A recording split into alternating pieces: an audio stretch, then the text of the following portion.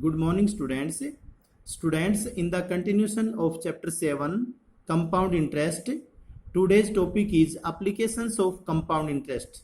So students, applications में हम दो टॉपिक लेंगे, ग्रोथ एंड डेप्रिसिएशन. दो टाइप होती हैं इसमें. ग्रोथ का मतलब होता है students, we know that certain things grow और इंक्रीज और एप्रिसिएट विद टाइम. कुछ चीजें समय के साथ साथ बढ़ती हैं, ग्रो करती हैं.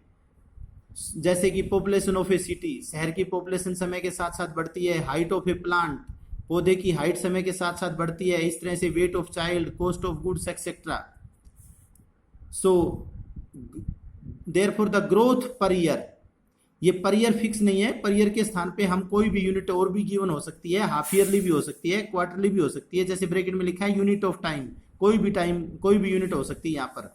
तो growth per year is called rate of growth. Growth per half year is called rate of growth. इस तरह से हो सकती है ये.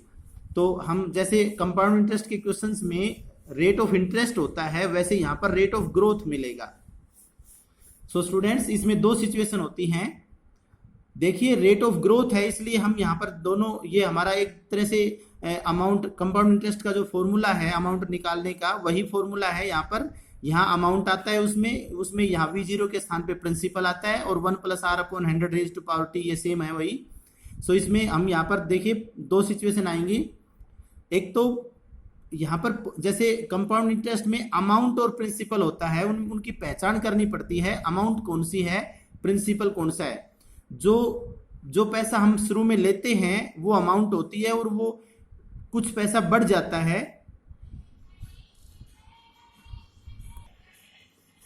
देखिए सिचुएशन देखिए, if r% is the rate of growth per year, t is the number of years and v0 is the present measure of quantity. देखिए स्टूडेंट्स, यहां पर v0 मत मानिए आप एक मिनट के लिए.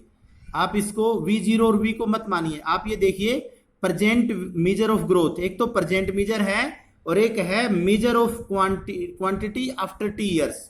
देखिए यहां पर दो क्वांटिटी हो रही है, एक तो प्रेजेंट क्वांटिटी और प्रेजेंट मेजर ऑफ क्वांटिटी. एक तो प्रेजेंट क्वांटिटी और एक क्वांटिटी आफ्टर टी ईयर्स. बताइए इनमें से पहले कौन सा हुआ, आफ्टर टी ईयर्स, टी वर्ष बाद. ये तो बाद में हुआ और ये प्रेजेंट हुआ. तो बाद में जो होगा वो हमारा v कहलाएगा, और जो इन दोनों में से पहले हुआ वो हमारा v0 कहलाएगा. पहले जो होगा उसको प्रिंसिपल के स्थान पे यूज करना है, यानी कि v0 मानना है. जो काम इनमें से बाद में हो रहा है वो हमारा v के स्थान पे यूज होगा, यानी कि अमाउंट के स्थान पे यूज होगा. तो यहाँ पर एक तो प्रेजेंट है और एक आफ्टर टी ईयर्स है. तो आफ्टर टी ईयर्स को हम v के स्थान पे यूज करेंगे और प्रेजेंट को हम v0 के स्थान पे यूज करेंगे. अब इसमें देखिए एक बार, इसमें यहाँ पर प्रेजेंट को हम इससे उल्टा है. देखिए, एक तो कहता है if measure of quantity T years ago, अगर हमारी क्वांटिटी टी ईयर्स अगो है. देखिए इसमें measure of quantity T years ago, एक तो टी साल पहले की क्वांटिटी का जिक्र है, and measure of quantity present measure of quantity. Students देखिए ध्यान से, एक तो क्वांटिटी है टी ईयर्स अगो, एक क्वांटिटी है प्रेजेंट. तो एक तो टी वर्ष अगो, अगो मीन्स पहले, टी वर्ष पहले की बात है और एक प्रेजेंट की बात है. इनमें से पहले कौन सा हुआ, प्रेजेंट पहले हुआ या टी ईयर्स अगो पहले हुआ. तो टी ईयर्स अगो पहले आया. तो जो पहले, मैं आपको यहां भी यही कह रहा था केस फर्स्ट में भी, कि जो काम पहले हो रहा है उसको हम v0 मानेंगे, और जो काम बाद में हो रहा है, बेशक वो प्रेजेंट का है, जो बाद में हो रहा है उसको v मानेंगे. तो यहाँ पर टी ईयर्स अगो को v0 मानेंगे और प्रेजेंट को हम v मानेंगे. तो v equal to v0, formula वही रहेगा, बट इनमें से कौन सा कहाँ यूज होगा वो आपको देखना है. सो स्टूडेंट्स, नेक्स्ट चलिए, अब इसमें डेप्रिसिएशन, दूसरा पॉइंट है डेप्रिसिएशन. पहला पॉइंट हमारा था ग्रोथ का. सो डेप्रिसिएशन में कहता है we know that value of certain things decrease और डेप्रिसिएट विद टाइम. कुछ चीजों का, कुछ थिंग्स का समय के साथ साथ उनकी वैल्यू में डिक्रीज होता है. जैसे कोई मशीन हमने ले लिया, कोई व्हीकल हमने ले लिया, तो स्टार्टिंग में वो न्यू होता है, उसकी ज्यादा वैल्यू होती है. जैसे वो ओल्ड हो जाएगा उसकी वैल्यू डिक्रीज हो जाएगी. तो ऐसे केस में हम उसको डिक्रीज या डेप्रिसिएट कहेंगे. सो स्टूडेंट्स, जैसे फर्स्ट केस में ग्रोथ में हम रेट ऑफ ग्रोथ कहा था, रेट ऑफ ग्रोथ. जो रेट है उसको रेट ऑफ ग्रोथ कहेंगे, तो यहां पर रेट ऑफ डिक्रीज या रेट ऑफ डेप्रिसिएशन कहेंगे। यहां पर decrease of the value per year जो है उसको हम क्या कहेंगे, रेट ऑफ डेप्रिसिएट। अब इसमें भी ऐसे ही दो केस आएंगे, देखिए एक तो R% तो मान लिया रेट ऑफ डेप्रिसिएशन हो गया, टी टाइम हो गया। अब ये V0 इनको छोड़ो, एक तो प्रेजेंट वैल्यू है, एक तो है स्टूडेंट्स प्रेजेंट वैल्यू, और दूसरे केस में वैल्यू आफ्टर टी ईयर्स। आप V0 और V को मत देखो, आप अपने माइंड से देखिए प्रेजेंट वैल्यू और आफ्टर टी ईयर्स, इनमें से पहले कौन सा हुआ, पहले प्रेजेंट हुआ, और टी ईयर्स आफ्टर बाद में, ये बाद में हुआ। तो प्रेजेंट है उसको V0 मानेंगे, जो नहीं सॉरी जो पहले हुआ उसको V0 मानेंगे, जो बाद में हुआ उसको V मानेंगे। तो प्रेजेंट यहां पर प्रेजेंट को V0 में लेंगे और टी ईयर्स आफ्टर जो बाद में हुआ उसको V मानेंगे। सेकंड केस में देखिए यहां पर V तो एक तो है वैल्यू n ईयर्स अगो, एक तो है वैल्यू n ईयर्स अगो, और एक है प्रेजेंट।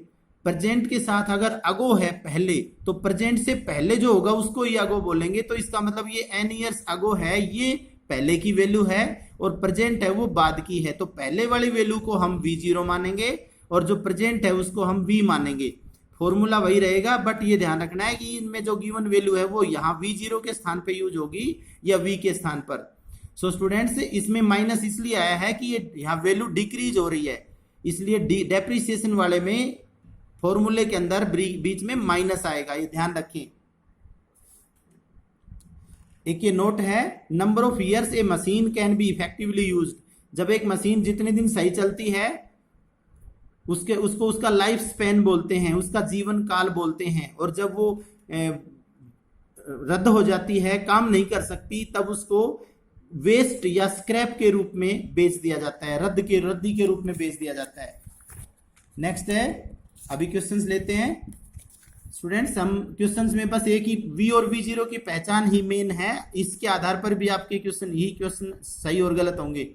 फर्स्ट क्वेश्चन है हमारा, इसमें आप सबसे पहले तो ये ऐसे रखेंगे, कहता है present population of A town is इतना, ये किसी टाउन की प्रेजेंट पॉपुलेशन है।